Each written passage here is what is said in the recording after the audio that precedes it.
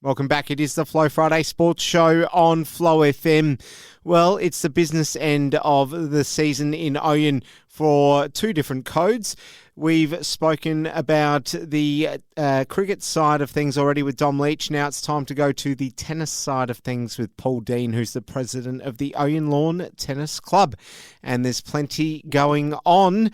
Lots of action really heating up on the courts there under the lights and during the days where it is quite hot. Paul Dean, you must be doing your best to stay air-conditioned throughout the weeks, just making sure you're all primed for the weekend with how hot it's been over the last few days and weeks. Yeah, g'day Alice, that's right. Yep, we've got some hot weather coming up for our tournament this weekend, and certainly making the most of staying cool during the week because, we're going to get hot come this weekend for sure. Excellent stuff. Well, let's go firstly to last weekend, Paul, and talk about the club championships, which took place now.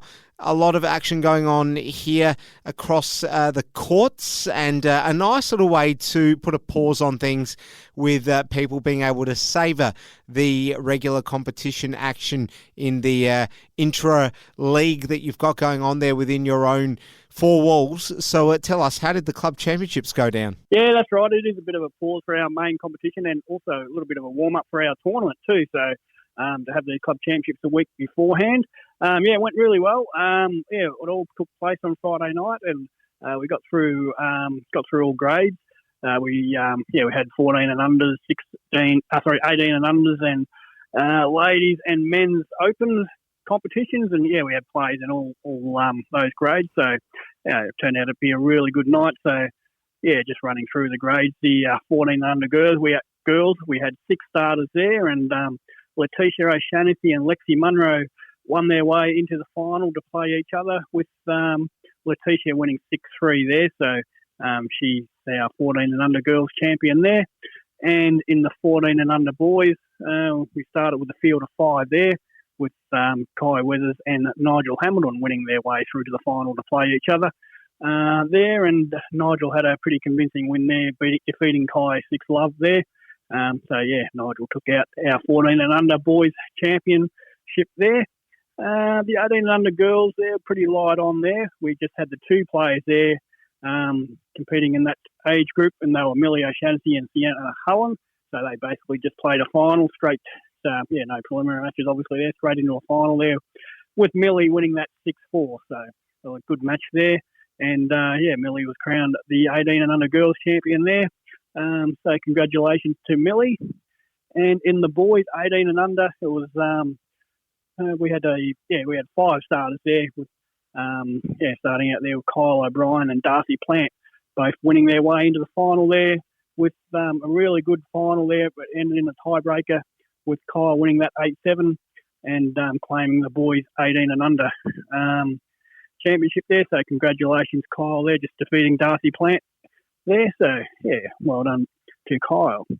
And the ladies competition, last year's winner Sophie O'Shaughnessy won her way into the final there, defeating first of all she defeated Tanya Doyle in the semi-final to get into the final there, while the previous winner in Beck Valance also won her way into the final there by defeating Letitia O'Shaughnessy in her semi-final there. She won that 8-3.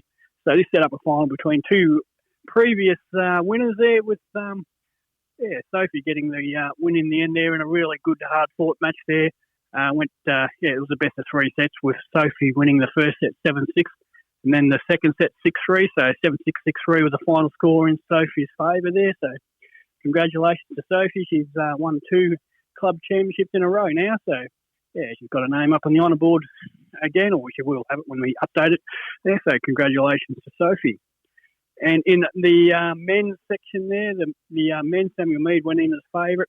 And, we had 10 starters there in the men's section, so, pretty good field there. And Samuel won his way into the final there.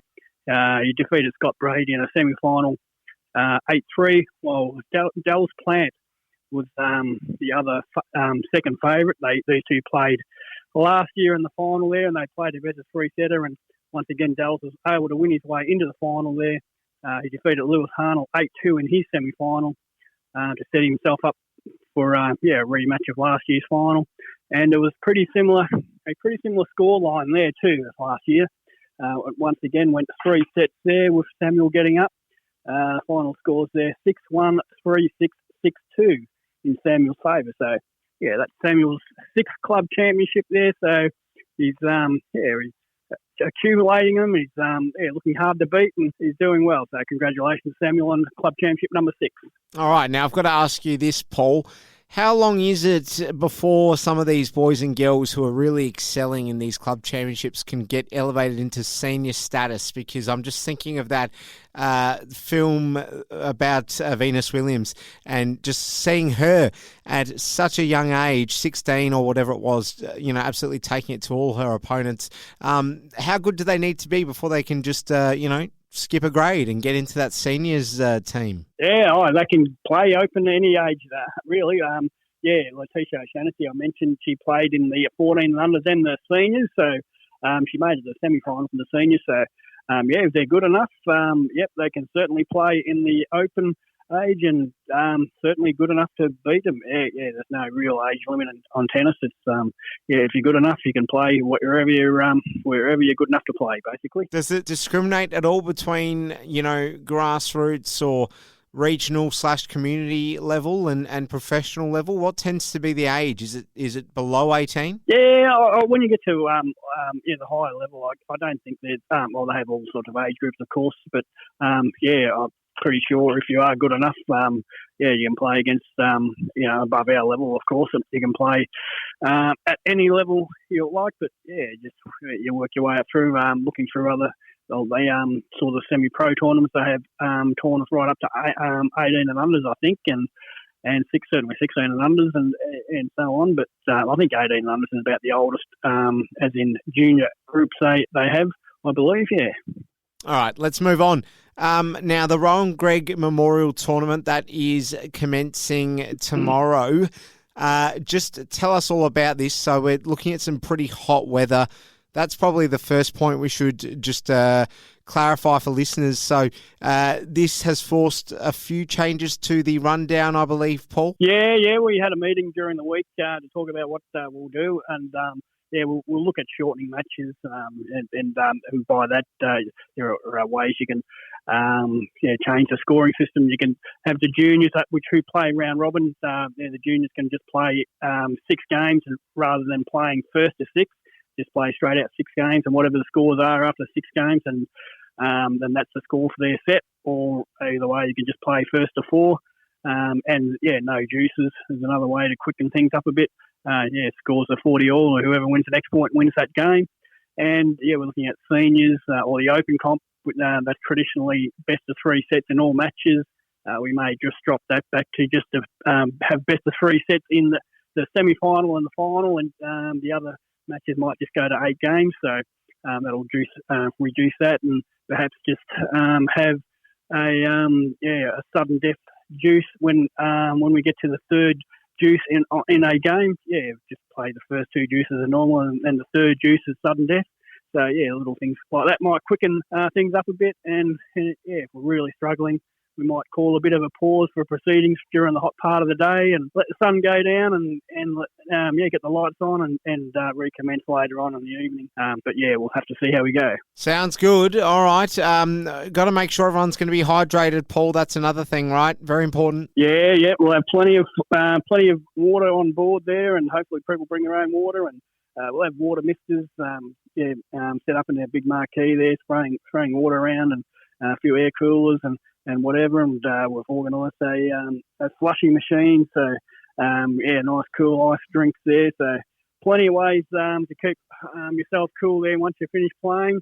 Entries are looking really good too. We've got over 150 entries for the tournament for the weekend, so we're looking really good there, so looking forward to another successful tournament. And we're looking forward to hearing all about how it goes. Any hot picks before we let you go, Paul? Our perennial singles open favourite Josh Gregg, his entry's in, so he'll be the one to beat. Every time every time he enters, he wins it. He hasn't lost the tournament yet, but a few others, a few challenges. Sam McHarg was last year's runner-up. His entry is in it. In the men's too, and the last person who won it that wasn't Josh was a guy by the name of It must have been a while ago, Paul. Dale Schmidt, his name was. Yep, he's just turned 2.